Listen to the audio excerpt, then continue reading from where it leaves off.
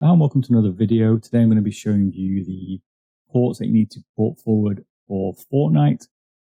First one's going to be for the PlayStation 4. I'm going to be doing one for the PC, the Xbox, and the Nintendo Switch. I'm going to show you today on my Netgear Nighthawk how to do this.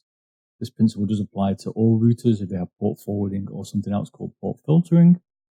And you can basically copy the same principles. They will all come with if it's on.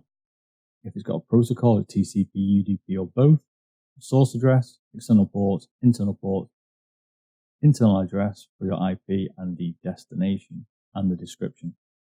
What you're going to need is the internal address of your device. It would be something like 192.168.1.6, or it could be 192.168.0.1. It depends on what your DHCP range is or your dedicated IP that you've given the device.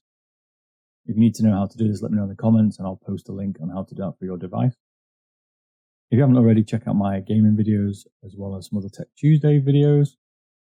Let's get into it here. This is going to be the PlayStation 4. So you need to do is make sure you're going to be using TCP. The source address we can leave blank because we're not sure what gaming servers you're going to be on. If you're doing this for something like a webcam like I've done here, you'd know the source address. I've taken it out here for this, but you would know that, and therefore you could limit it to what internal traffic can come in. Port forwarding does have a risk of leaving some vulnerabilities because you're basically putting pinholes in your firewall.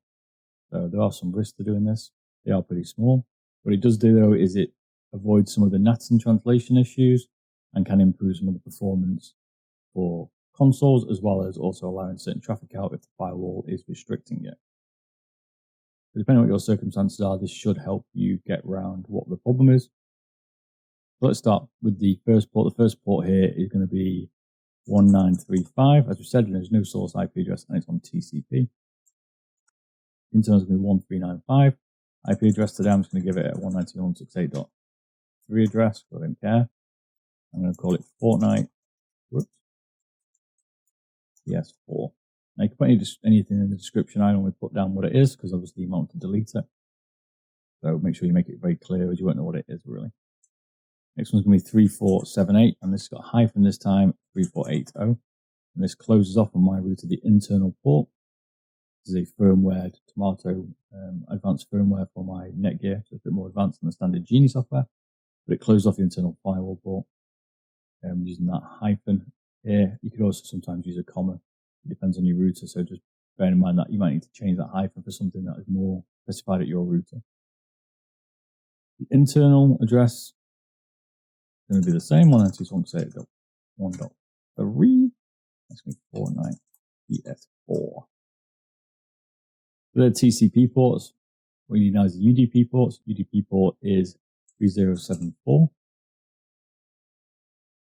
Single address, we put it in there to close it. It's 196.81.3 and it's 49 PS4. The last one here is going to be UDP, and it starts at 3478 and ends at 3479. Again, there's no internal port number. 1.3. Fortnite PS4. And that's it. You normally have to save your configuration settings. I'd also recommend that once you've saved it, you go out and come back into the port forwarding and make sure they're in your table. Otherwise, it won't be working, and sometimes it doesn't save them. So just be careful and check that to make sure they're good. So as always, thanks for watching my videos. Check out my other videos. I've done a few on routers, gaming hardware, games. Thanks for watching. Don't forget to like and subscribe, and I'll catch you all again soon. Thanks a lot. Bye bye.